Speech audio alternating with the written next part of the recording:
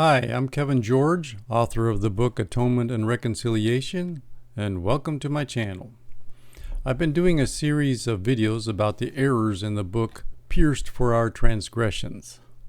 I previously did a video about the wrong claims that they made about the Passover event.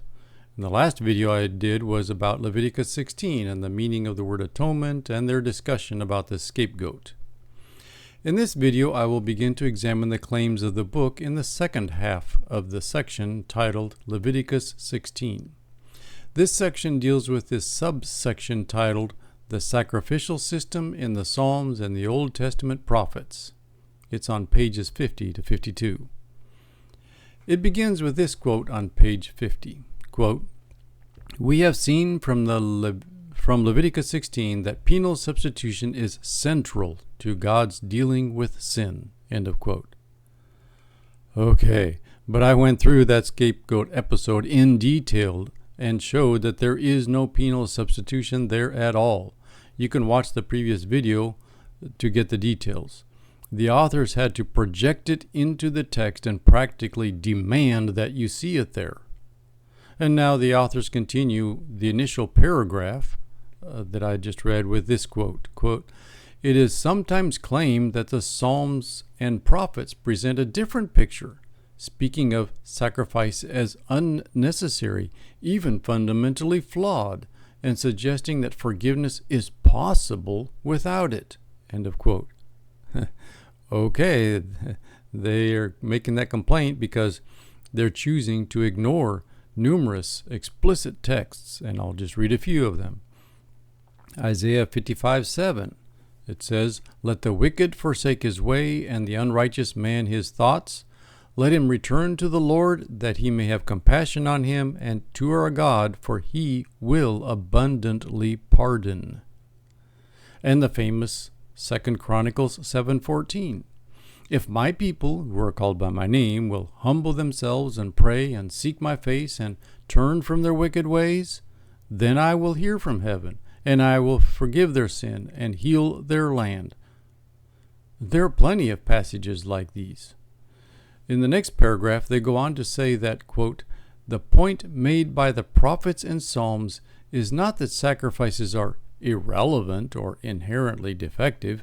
Rather, these writings condemn abuses of the sacrificial system." Okay, yes, it's clear that many times the prophets railed against the abuses that were being done related to the sacrificial system. We agree on this, but they continue with a strange statement here in the book. Quote, "Sometimes the problem was presumption. The people seem to think that so long as they continue to offer the occasional sacrifice, the moral demands of God's law could be safely overlooked." End of quote. Occasional sacrifices? That's not the real problem. God never once complained, as best as I can find, of too few sacrifices. The problem was too many, that they had become meaningless. Perhaps they're being used while thinking that it was a form of an indulgence payment to God for their sins. When God told prophets to demand that the sacrifices cease, it was not because there were occasional sacrifices, as the authors of this book imply. Rather, the opposite was true. There were many and meaningless. The true problem was that the people were not obeying the moral demands of God's law. Not that they were not sacrificing enough to keep God happy. So on page 51 now, the authors then go on to reference passages in Isaiah, Jeremiah, and 1 Samuel. But they don't quote any of them. Oh no, that's probably not a good idea. Why? Because instead of demanding more substitutionary sacrifices, as they would like to claim that they are substitutionary, to make up for an increase of sin, God tells them to stop sacrificing and to do good instead of sacrifices. I already quoted a section of Isaiah chapter 1 in the previous video. Here's the passage they reference in Jeremiah 7, verses 21 to 24. "Thus says the Lord of hosts, the God of Israel, and your burnt offerings to your sacrifices, add your burnt offerings to your sacrifices, and eat the flesh. For in the day that I brought them out of the land of Egypt, I did not speak to your fathers or command them concerning burnt offerings and sacrifices, but this command I gave them: Obey my voice, and I will be your God, and you shall be my people, and walk in all the way that I command you, that it may be well with you.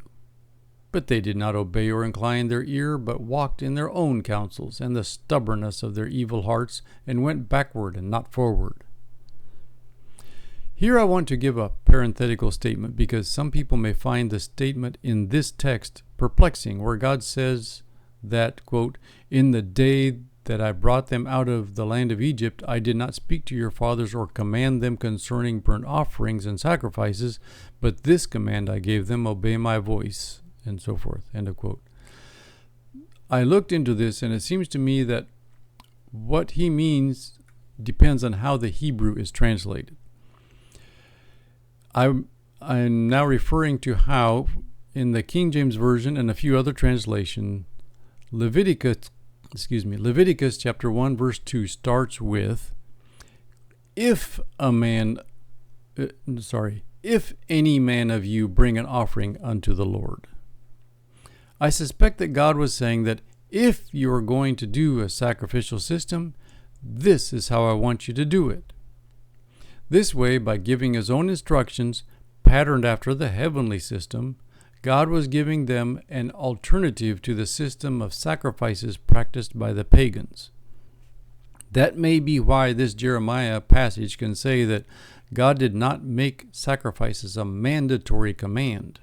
It was instructional, but not superior to their obligation to obey his non-optional commands, to obey his voice and walk in his ways. That's my opinion on the matter at this time. I've not researched deeply to see what others have to say about it, so do your research on if you want to go further into that passage. Okay, back to the book. After reading this Jeremiah passage and recalling the Isaiah 1, chapter 1 passage, and the words of Samuel, I hope you can see why the authors only drop a passing reference to those passages and move on. It's like they want to be able to say they dealt with them in their book, but all they've really done is point to them and move on. Now I want to bring up the way the authors dismiss the Psalms as well, attempting to brush off objections like they're some trivial little bug that you brush out of your way. Still on page 51, the book mentions only a single verse in Psalms. It's Psalm 51, verse 16, which says, For you will not delight in sacrifices, or I would bring it. You do not take pleasure in burnt offerings. That's David writing that psalm.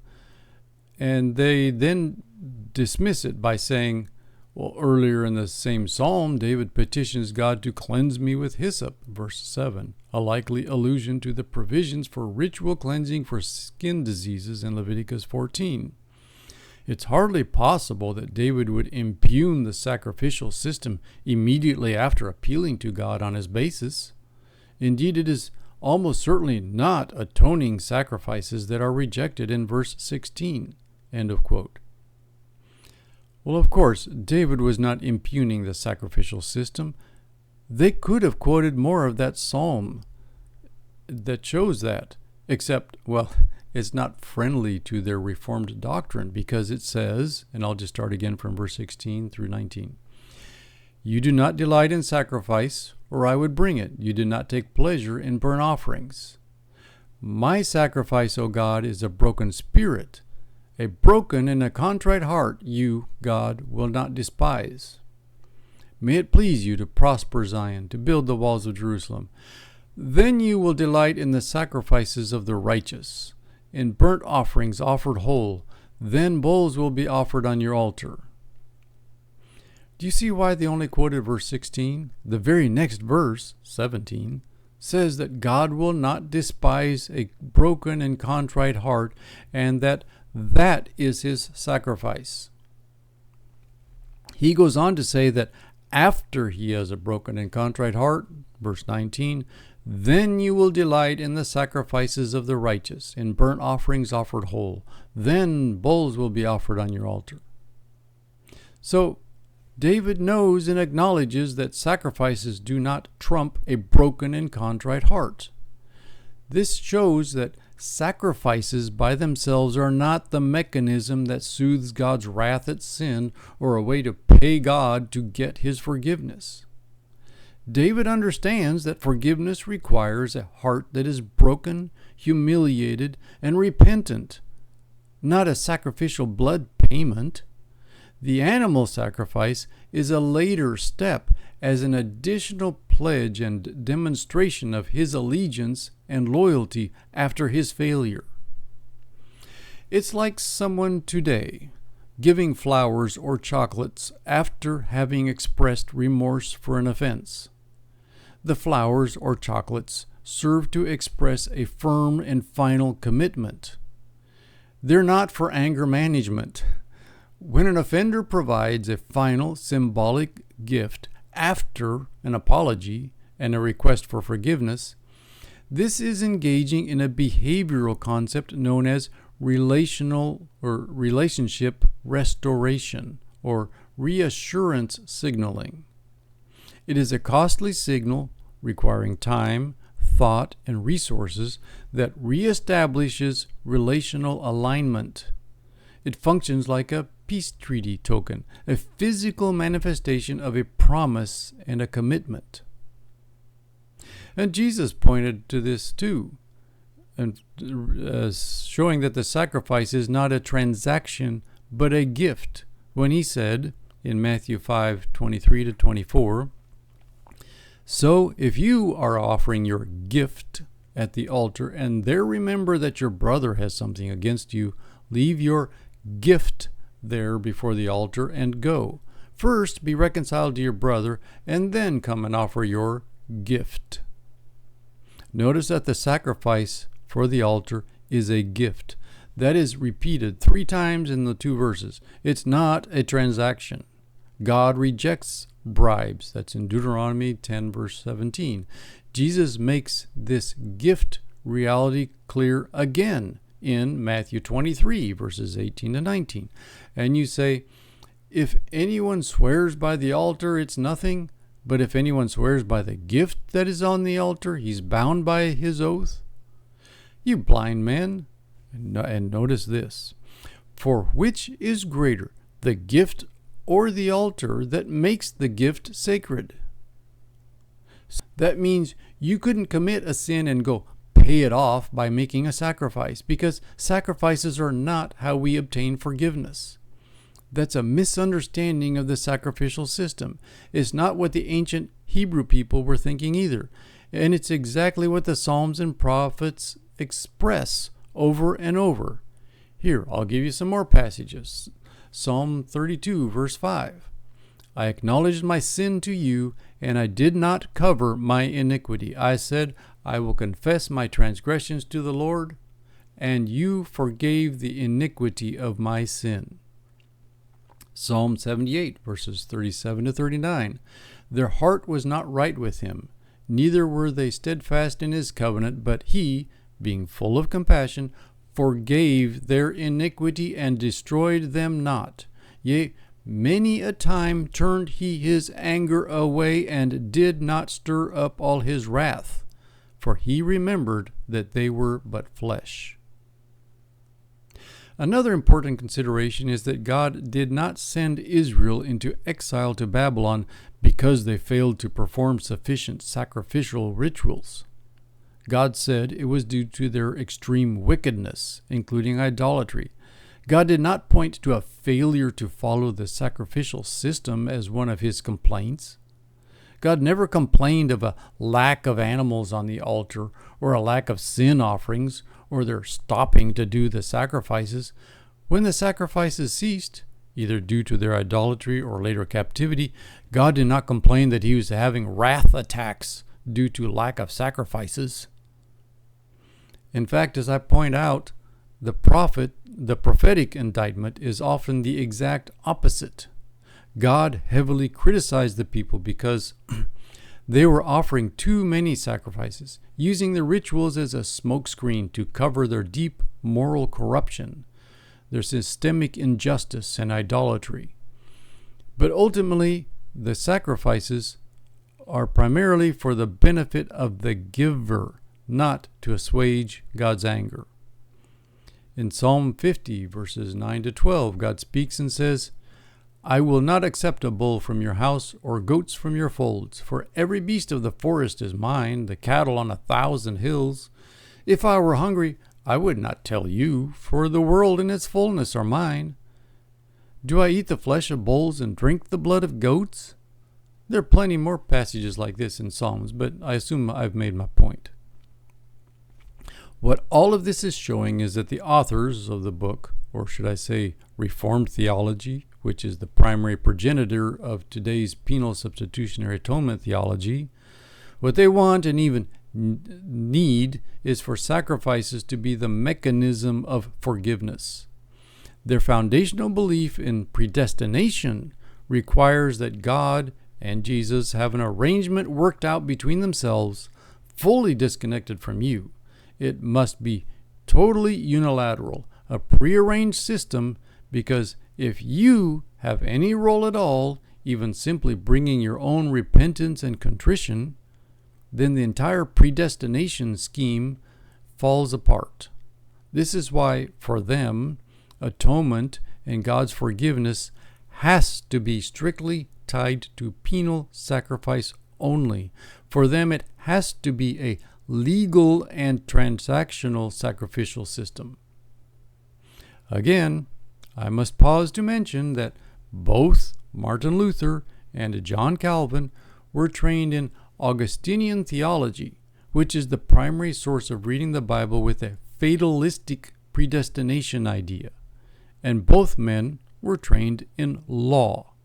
So the Reformation is the primary source of not only penal substitution, but the entire idea of reading the Bible through a legal theological framework. Now let's go back to page 51 and move on to finish this section of the book.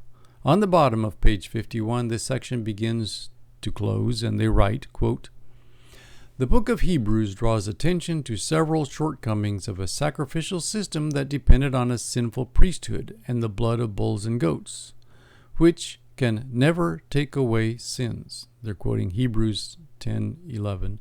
Old Testament believers, no less than New Testament Christians, were saved by the atoning sacrifice of Christ. Hebrews 9:15. End of quote. Okay, let's read those passages. Hebrews 10:11. And every priest stands daily at his service, offering repeatedly the same sacrifices which can never take away sins. Take away is the Greek word perilein, or something like that, and it means to cut around, to separate, as if like when you cut around something. Anyway, the old animal sacrifices did not provide a good mechanism to cut sin out of their lives because there was no loyalty due to the sacrificial animal. The loyalty was to God, but that requires a relatively high degree of faith. In contrast, the blood covenant of Jesus Christ, God's human Messiah, who is destined to rule and reign, is more tangible and real, and loyalty to Him and the painful sacrifice that He gave does provide a stronger motivation to stop sinning because we can relate to His suffering and personal cost far more than to an animal. I think that the authors of the Pierced For Our Transgression book are trying to say that the Old Testament sacrifices were an insufficient penalty payment for sin as our substitute. But a penal substitute idea was never part of the Hebrew thinking to begin with, not in the Bible nor in other ancient Hebraic writings. The point of Hebrews 10:11 is that sacrifices alone did not and could not remove sins from people's daily lives. The substitution payment is irrelevant. Okay, the authors of the book also referenced Hebrews 9:15. Here's that text. Therefore, He is the mediator of a new covenant, so that those who are called may receive the promised eternal inheritance, since a death has occurred that redeems them from the transgressions committed under the first covenant. In Hebrews 9:15, a penal substitutionary teacher will automatically zoom into the word redeems and think, there it is, a payment. But you must always define a specific word according to its context. What does the word redeem do in this instance? It points to the believers being released or delivered from the transgressions committed under the first covenant. The Hebraic use of ransom or redeemed, if you check the textual usage, it is consistently used to describe a release, a liberation, a deliverance, or a rescue. A payment is irrelevant and non-existent in most cases. In this case, the new covenant liberates the people from transgressions of the old covenant, due to its many regulations that served as a means of distinguishing the Hebrew people from the Gentiles. Those who accept the new blood covenant of Christ, which is superior to the first covenant, do not need to be in bondage to those rules because they've accepted being in bondage to Christ, which requires that we release sinful living. We read about this in Matthew 26:28, and I'll read a literal translation. For this is my blood of the covenant which is shed concerning many unto the release of sins. Usually they have for the forgiveness of sins, but I believe the literal translation is more accurate. It's, for this is my blood of the covenant which is shed concerning many unto the release of sins. Now, back to the book. Before continuing, let's ask again. Do either Hebrews 10:11 or 9:15 say anything about penal substitution? I'll read them again. And every priest stands daily at his service, offering repeatedly the same sacrifices, which can never take away sins. Okay, that's verse 10:11. There's no penal substitution mentioned there. And the next verse, therefore he is the mediator of a new covenant, so that those who are called may receive the promised eternal inheritance, since a death has occurred that redeems them from the transgressions committed under the first covenant. No, there's nothing about penal substitution there either. So let's return to the book. On the top of page 52, we read, quote, the Old Testament sacrifices provided a window through which they looked in faith to their Messiah who was yet to come. End of quote. Well, kind of, sort of. They were looking for a coming Messiah, yes. But if you search the Old Testament, you will have a very hard time making the case that they understood their sacrifices as a window for their Messiah or something like of that nature. That's not there. But let's continue with the next sentence in the book, which is shocking. Quote, when he did come, the penal substitutionary principles underlying the Old Testament sacrifices were not abandoned or repudiated, they were fulfilled. End of quote. Wait, what? The authors did not show any penal substitutionary principles underlying the Old Testament sacrifices. So far, it's all been pure conjecture and imagination projected into every text. I demonstrated this fact by going over every text that they used to project this idea and showed that it's all bluffing and conjecture. That's mostly in the video right before this one. There's nothing at all in any of their supposed evidence that provides any foundation to this idea. It's all in their imagination. Then they claim that the penal substitution, was fulfilled by Christ. Well, he fulfilled a lot of prophecy for sure, but penal substitution? They haven't given a single substantive case or basis for anything on that position. It doesn't even rise to the level of inference. It's completely absent. Go back and check those examples that they gave. It's just not there unless you're willing to force it in there with deception. Let's finish this section now on their summary statement on page 52. Quote, the book of Leviticus addresses the question, how can a holy God dwell in the midst of a sinful people? End of quote. Okay, this is not a question that anyone in the Bible, much less in Leviticus, asks. It's a question that Reformed theology wants you to ask, so they can use it to frame their hermeneutical or interpretive strategy to get Leviticus to give them the answers they want. If anything, the answer to that question, how can a holy God dwell in the midst of a sinful people? The answer to that question should be that God provided commands and methods to reduce the sins of the people, and if they would obey Him, He would dwell with them. Ongoing sin is always the problem, not lack of sacrifices. His personal presence was certainly not contingent on keeping Him happy with lots of sacrifices. That idea has been shown to be completely false. Now let's continue to the final quote to finish this section. Quote, "The answer for Old Covenant believers was a system of atoning sacrifices, with the Day of Atonement at its heart. Both the vocabulary of atonement and the fate of the scapegoat in Leviticus 16 depict the propitiation of God's wrath by the substitutionary death of an animal. This anticipated the work of Christ in the New Covenant, where God's wrath against all His people was propitiated by the once-for-all substitutionary death of His Son." End of quote. That's the final quote of this section.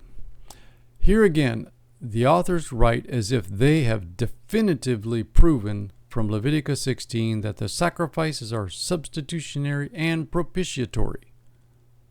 But as I've shown, a careful reading of every supposed proof that they provide for this claim in this video here and the previous one demonstrate that it is purely a fictional idea that is crammed and jammed into texts by flipping the narrative or original meaning around to make it mean something very different than what the biblical text actually says.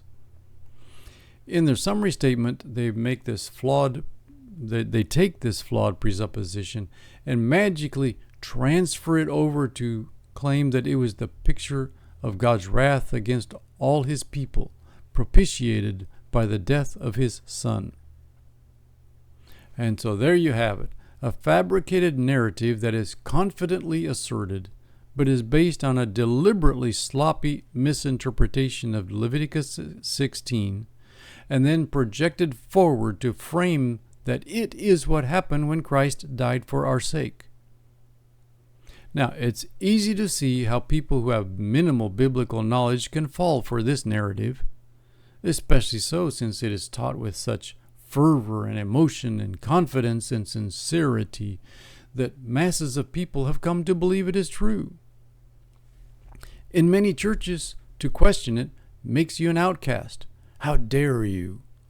But now, thanks to the internet and shared research, we can more easily expose the erroneous schemes that are happening behind the theological curtains. And with that, we have finished the section of chapter 2 that dealt with their supposed evidence in Leviticus 16 and other related matters to that section. I'm sure that some listeners of this have already been shouting, "But what about Isaiah 53? You're ignoring Isaiah 53. Well, you're not alone. The very next section of this chapter is about Isaiah 53. So stay tuned for the next video. In fact, it will probably require 2 videos to cover it, so stay tuned for both of them.